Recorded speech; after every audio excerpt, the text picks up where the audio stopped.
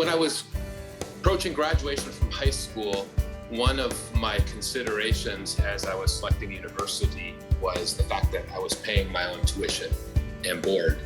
What Stevens Point offered me was the opportunity to start my university education and commute from home and save some money the first year. So I got into Stevens Point in part money motivated. But when I got into the school, I loved it. And I liked the size of the school. I liked the sense of community there. The proximity to home was great for me.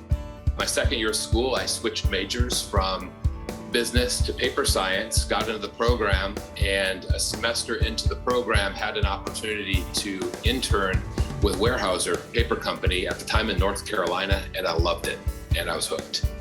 I have terrible depth perception, so you won't find me on any kind of coordinated sports venue, basketball, baseball, tennis, anything that involves association of something in distance. It's a bad combination for me. It usually results in embarrassment. But I will say, the one time I actually stepped on the football field at Stevens Point was with a crown on my head. I was a resident assistant in Prey Sims Hall, and two of us on staff were nominated as homecoming king and queen. My last year of school, I was assistant hall director in Baldwin Hall, and that was a co-ed dorm. I carried a lot of those friendships with me there as well. But I think something I've learned about myself all these decades of experiences. I'm kind of wired to work. When I graduated with my master's degree from the Institute, I went and worked for Procter & Gamble. I advanced from what was a technical engineering role in the beginning into process engineering, which is a role where you're responsible for product and process quality. Then I led the Bounty paper towel machine and ultimately the Charmin toilet paper machine. And then I had about 150 people in my organization by the time I left. Interestingly, I had about 5.5 years into my 8 years in California. I was back in my hometown, Wisconsin Rapids, for my brother's wedding. And I was best man, and the maid of honor, my partner in the wedding, kept telling me about this tall, beautiful blonde girlfriend she had who was a chiropractor to the stars, and I need to meet her. She'd be perfect for me.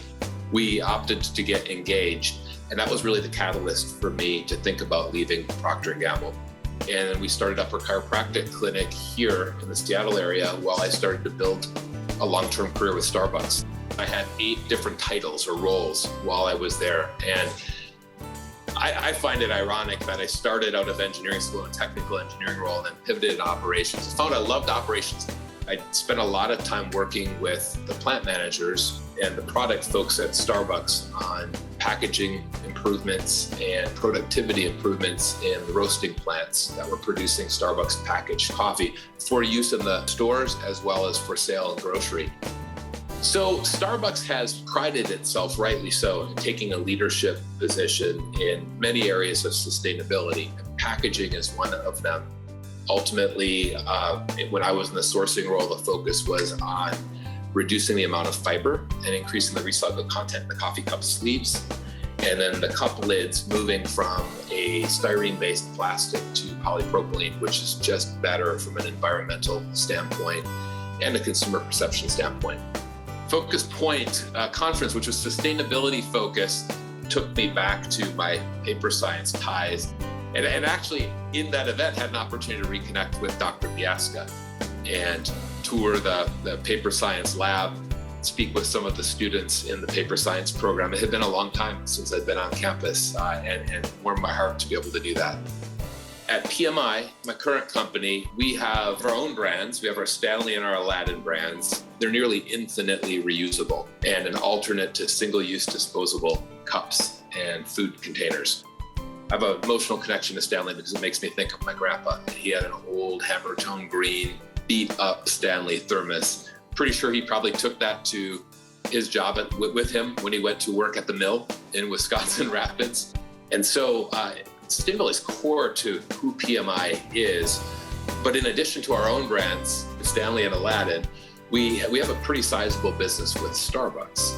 And one of our roles in the Starbucks ecosystem is we design and create and manufacture all of their merchandise in North America and a good bit of their merchandise in Europe and China and the Asia Pacific regions. So if you look at the Starbucks assortments today, all of the merchandise we offer is reusable, all the beverageware, all of the food packaging, and increasingly it includes recycled content.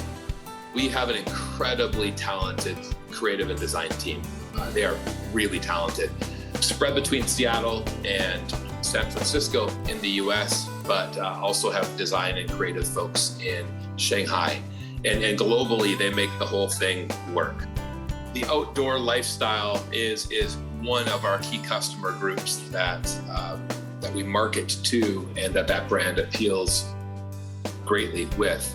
And that's true not only in North America, but around the world. And something we've seen in the last 18 months as we've lived through this pandemic is people are getting outside more. And as they get outside more, good for us, they're buying a lot more Stanley product.